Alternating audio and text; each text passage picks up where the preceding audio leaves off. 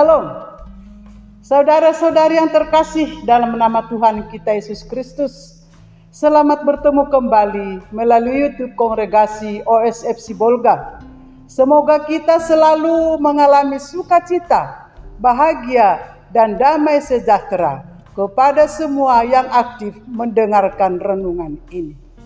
Mari kita awali renungan ini dengan berdoa. Dalam nama Bapa dan Putra dan Roh Kudus. Amin.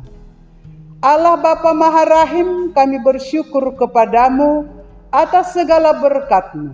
Kami mengundang Engkau hadir dalam hati kami, agar kami mampu mendengar firman-Mu dalam mempersiapkan diri kami dalam menyambut Putra-Mu, Juru Selamat kami. Amin. Saudara-saudari yang diberkati Tuhan, pada hari Minggu Advent ketiga ini, Bunda Gereja Kudus merenungkan Injil Lukas bab 3 ayat 10 sampai 18, yaitu tentang Yohanes Pembaptis. Apakah yang harus kami perbuat?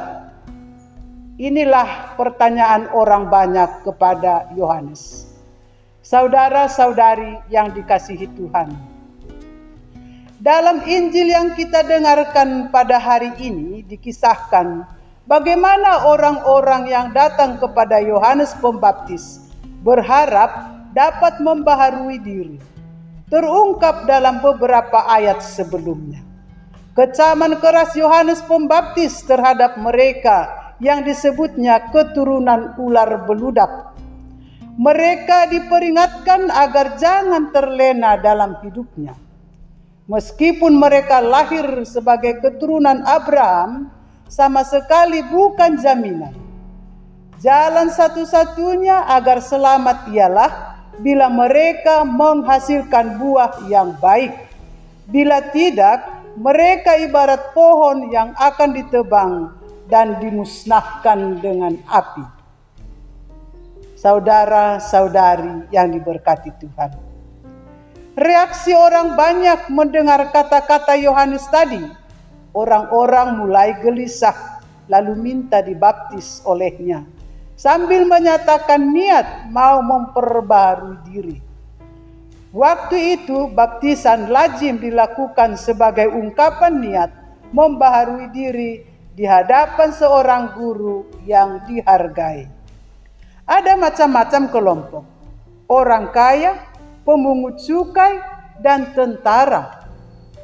Meskipun termasuk kaum terhormat dalam masyarakat, mereka sering dianggap sudah terlambat jauh terpisah dari kehidupan orang Yahudi yang beragama.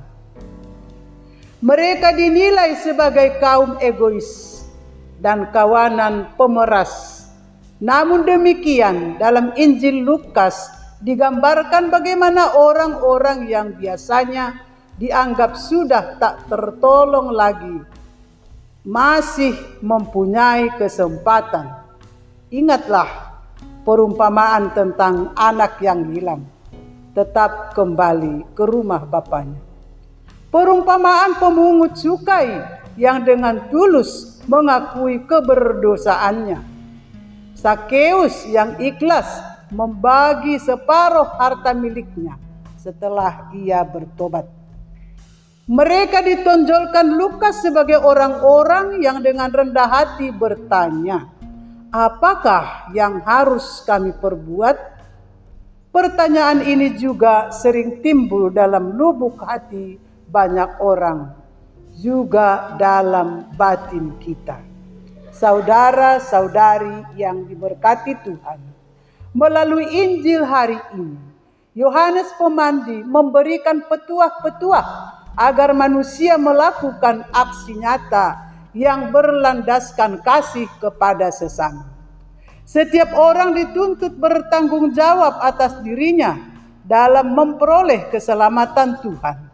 Hanya orang yang menghasilkan buah-buah pertobatan yang layak menyambut Juru Selamat. Aksi nyata yaitu budaya berbagi kepada orang yang tidak punya.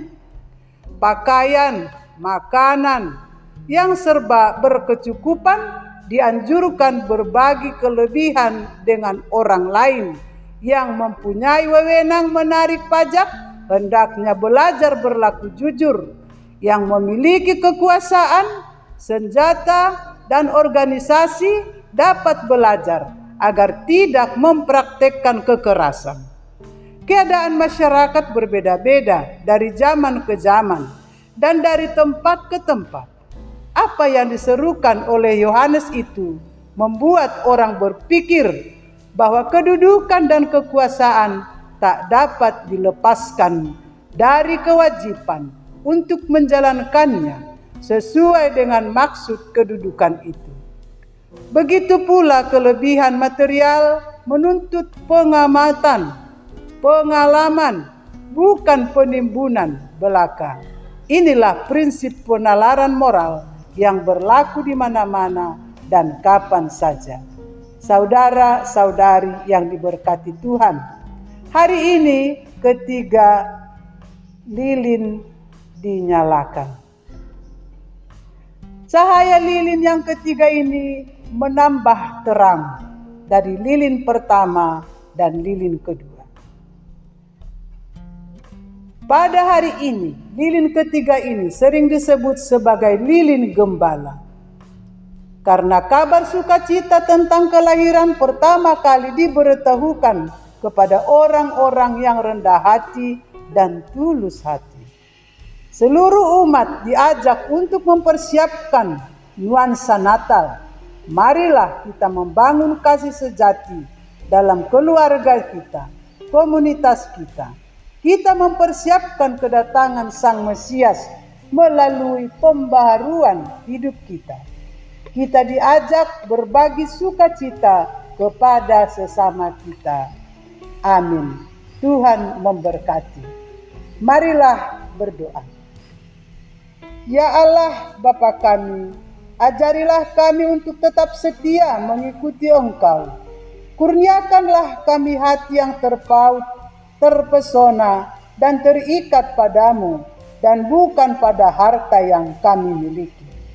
Mampukan kami menjadi orang yang sanggup bersyukur atas segala apa yang boleh kami terima dari kemurahan-Mu, seraya dengan penuh kerelaan berbagi sukacita kepada sesama kami. Demi Kristus Tuhan kami. Amin. Dalam nama Bapa dan Putra dan Roh Kudus. Amin. Shalom.